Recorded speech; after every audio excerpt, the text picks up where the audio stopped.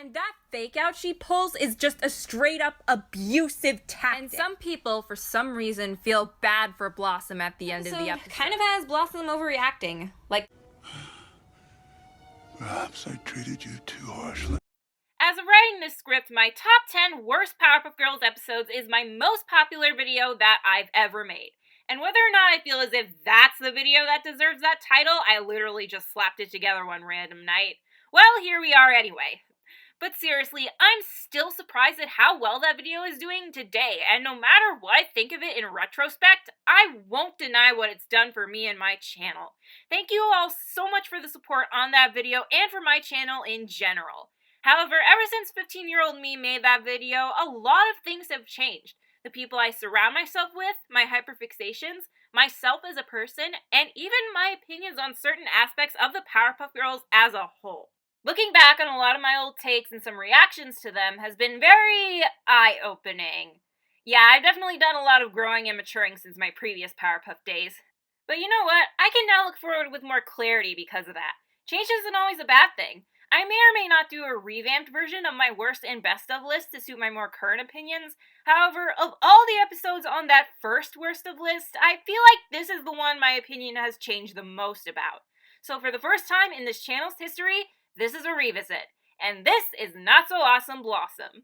So the episode starts off in the city of Townsville, as per usual. Once again, Mojo Jojo is attacking the city, and this time he's using a new army of robots. The girls seem to be outnumbered and can't get close enough to the robots to attack, so Buttercup turns to Blossom for a new plan. And the plan that Blossom comes up with is to tell the other two to wait off to the side while she taunts the robots. What was your endgame here? Yeah, I still think this plan is stupid, but now I realize that's kind of the point. Blossom's plan needed to fail in order for her to start doubting herself. And while I may have some ideas on how I would write this scene differently, I say it's also fair for Blossom's plans to not always be smart, as it shows that even as the smart and strategic leader of the Powerpuff Girls, she's still a kid, and even she isn't perfect. As for how I would approach this scenario, I would take one of two paths.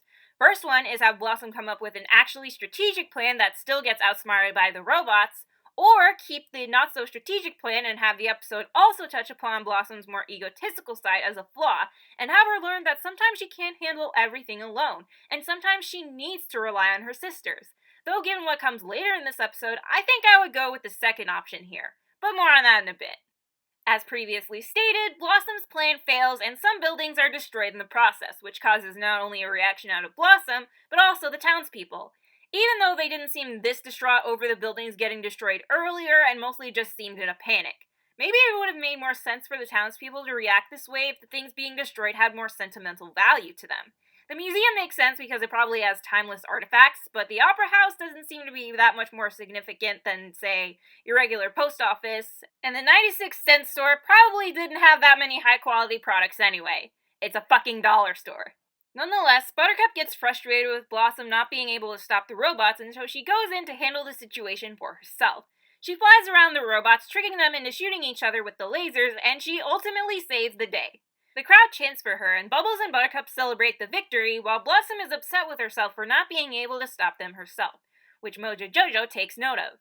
Back at home, Buttercup continues to brag about her victory, which annoys Bubbles, while Blossom is still pretty upset about her failure. It was a good plan. Really. Girl, bye! Now this is where one of my biggest original complaints about this episode first comes up. Throughout this episode, Buttercup tries to pick up where Blossom can't, and she's treated as in the wrong for it. Honestly, I can see both sides to that argument now, but for now, let's just focus on this one part in particular. On one hand, Buttercup may be a little cocky and brags about her victory a little much, but I can also just chalk that up to her being excited about having a solo victory and wanting to celebrate it. It doesn't necessarily have to be a bad thing for Buttercup to step up, but whether or not this episode puts it in a bad light could be debated. Later on, when the girls are playing, Blossom ends up knocking over a block tower right as it's about to be finished, and also sticks Bubbles with 3 toy darts. You know, there actually used to be a toy called javelin darts that reportedly caused a lot of injuries because steel-tipped darts, and this caused it to be pulled off the shelves.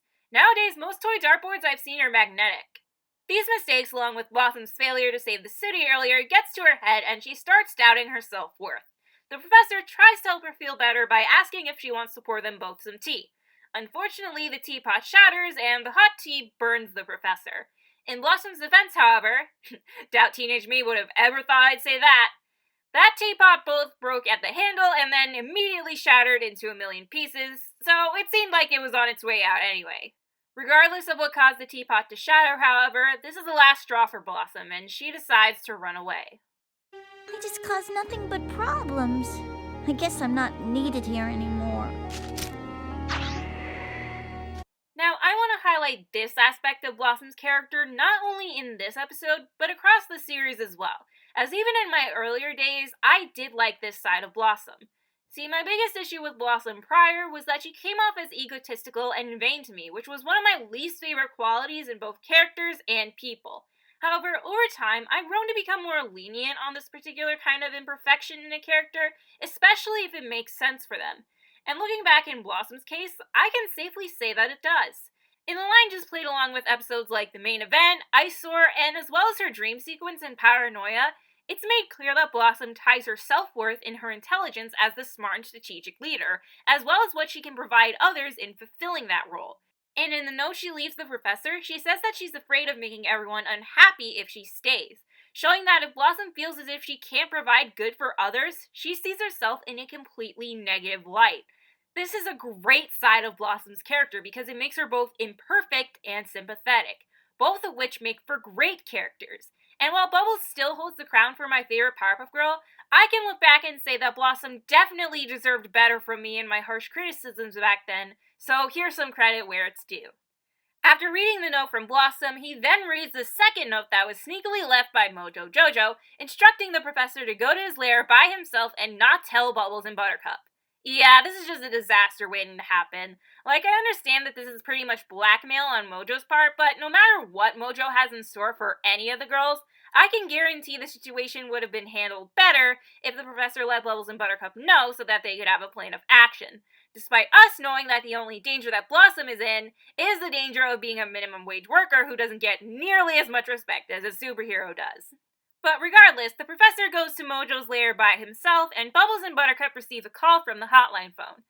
Bubbles is about to answer the hotline phone before Buttercup hits Bubbles over the head in order to take it from her because now that Blossom is out of commission, she's appointed herself as leader. So here's where I bring back up the episode possibly painting Buttercup in a bad light. On one hand, Buttercup isn't doing a very good job at being leader, and she also could have tried to go after Blossom instead of just giving up on her, so in this case, Buttercup isn't exactly a saint. However, like the other two girls, she's still a child, and it's clear that Buttercup is at least trying to help. So she's not completely innocent here, but she's also not completely a bad guy either. I think this is a good instance where both sides can learn something from the situation, so hopefully by the end, everyone will learn something. Anyway, Buttercup answers the phone, and on the other line is the professor being held hostage, again, by Mojo Jojo, and is being forced to read a note into the phone to the girls. Nonetheless, they get the message that the professor needs saving from Mojo. Meanwhile, Blossom is down in the city trying her luck at selling hot dogs at this hot dog place. Did I mention this episode almost always gives me hot dog cravings? But she finds out that being a fast food worker isn't as easy as one might imagine, as she doesn't do everything perfectly, because she's only human, and the customers aren't exactly forgiving of her. You know, even before I recognized that I'm not alone in this position, I would always feel bad for the workers in these situations. Maybe to a fault, however, as I've now grown up to be kind of a pushover when it comes to ordering food for myself. Recent story, the other week I was ordering some pizza for myself, and I was planning on eating inside. However, when one of the guys asked if I wanted it for here to go again, I must have absentmindedly said to go, and he gave me the order in a to-go box. And I, not having the heart to correct him, took the pizza and sat outside to eat it. This is most likely not my biggest pushover moment when it comes to food service, but it's all I can think of right now. But anyway, the guy saying she forgot the ketchup, I'll give a pass because he wasn't that mean about it. At least not as mean as the guy who literally slammed down his order in front of her. And hey, I didn't always like hot dog buns, so I can't really say that it should have been common sense because you never know. Though at least give them trays or something to carry their food in. As for the Karen with her crying son, I'm not an expert, but I think 15 minutes is actually a pretty reasonable time for a hot dog to cook. And don't bother. Guess you didn't really care about the hot dog or what your child wants that badly anyway. Just saying. But Blossom snaps from the pressure here as well, and once again, she blames herself. Then she receives a call from Mojo Jojo informing her that he has her sisters and the professor held up in his lair, and he instructs her to come over there as well. And also places an order for 2 jumbo dogs. Hey, even villains gotta eat, I guess. Okay, I get that this is a cartoon, but the food safety alarm bells are still going off in my brain. Like, put them in a paper bag or at least put on gloves. Anyway, Blossom reunites with her sisters, and Buttercup confesses that she learned that every member of their team is essential, including Blossom. So that makes Buttercup having learned a lesson, which is one side down. As for what Blossom learns in the end, we'll come back to that. Mojo reveals that he has the girls and the professor perfectly set up on a meticulous trap where one wrong move can send the professor falling into a scalding hot death by the lava under Mojo's volcano. But if Blossom also moves, then Mojo also threatens to set off a button that will also send the professor to his doom. Next, you'll pledge your allegiance and devotion to serve me! How do you know I won't lie? Because you're Blossom. Shoot! Golf clubs. So to give her the benefit of the doubt, maybe she's learned her lesson since then. So Blossom, at the encouragement of her sisters, tries to think of a plan while Mojo dangles the professor's life over her head. But just when it seems like Blossom is about to give up and surrender to Mojo, she uses his own trap against him and catapults him into the air. She instructs Buttercup to catch the professor before he falls into the lava, and instructs Bubbles to catch Mojo before he falls in as well. Now, teenage me has definitely thought, why not just let him fall in? And if we were to not use the it's a kid's show argument, I've also learned where the line is between self-defense and becoming the aggressor yourself as I got older. But also, part of me wonders if Bubbles intended to miss and make it look like an accident, which I think is pretty funny. Oops. But Blossom catches Mojo instead, and she gives him a good beating before he's thrown behind bars once again. It was a good plan. I am just now realizing that Mojo utters the same line that Blossom did when her plan also failed. Though to give Mojo credit, his plan actually did seem pretty good, he just happened to be outsmarted. Nevertheless, the girls and the professors are then seen eating at hot dog on a skewer with Bubbles and Buttercup praising Blossom and her confidence being restored. I thank you. Hey! Where's the ketchup?